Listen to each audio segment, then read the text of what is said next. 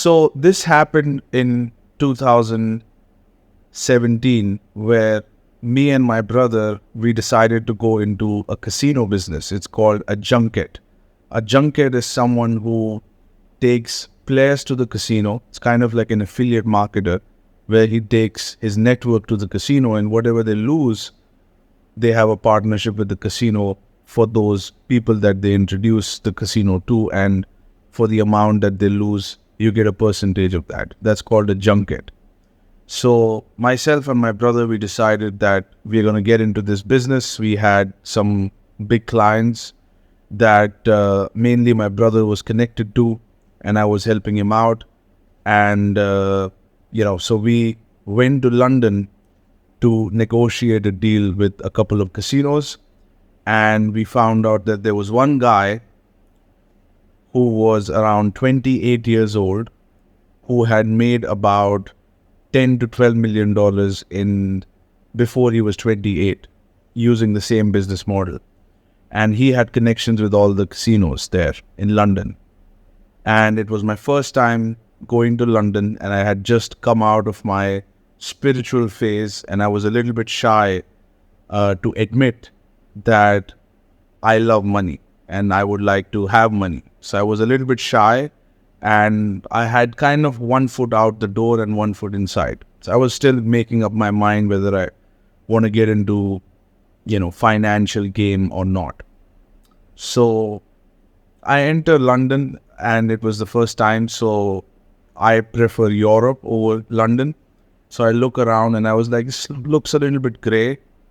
And we started to move deeper into the city, and then finally we arrived in Mayfair. And the moment Mayfair came, it was almost like I was sitting in a time machine and everything changed. You could see nice hotels with people wearing tuxedos. The doormen were wearing tuxedos and nice hats. And I started to see Rolls Royces around. I mean, everything, all the surrounding from the cab started to change.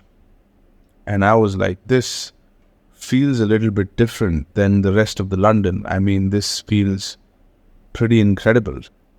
And then we met this guy who was around 28, and he had made about 10 to 12 million dollars.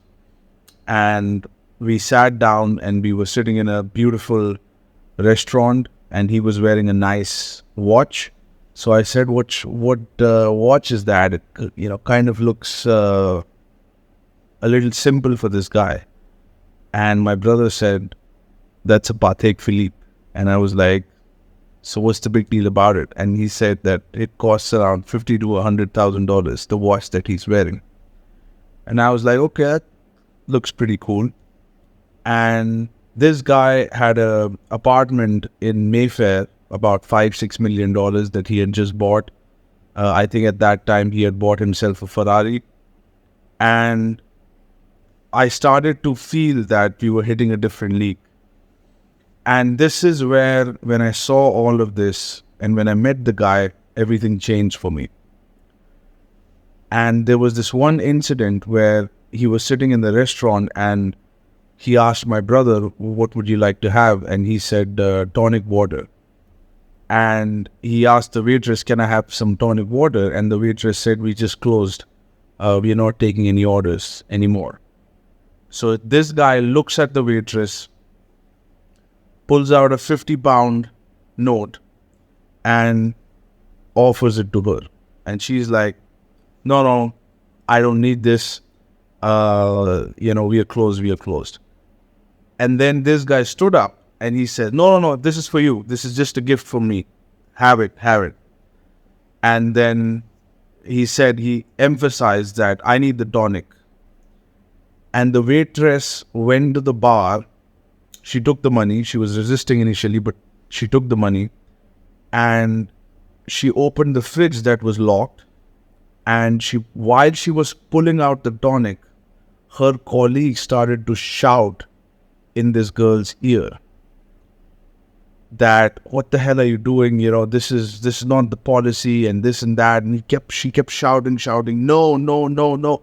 But she still took the tonic, came to our table and gave it to my brother. And I saw this and I was like, what just happened?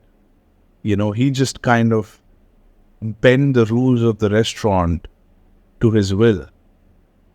And the waiter, she just complied. And he spent 50 pounds on something that's probably worth, 4 or 5 pounds. And he just spent the money like it was nothing. And the waitress, she was resisting and she complied. And the waitress almost turned up, like she pretended to be deaf while her colleague was shouting at her because she received this money. And I was like, what is this unusual, extraordinary power? It was just a 50-pound bill that he used, and he managed to have control over that whole entire situation. And he had an important guest, that he wanted to cater to, and he just wanted what he wanted.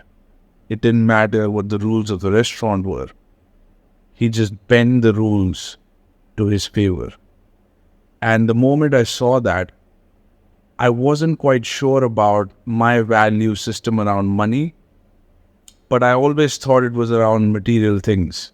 People who wanted money were, maybe liked, some toys and some stuff that it can buy. But what I saw went beyond that.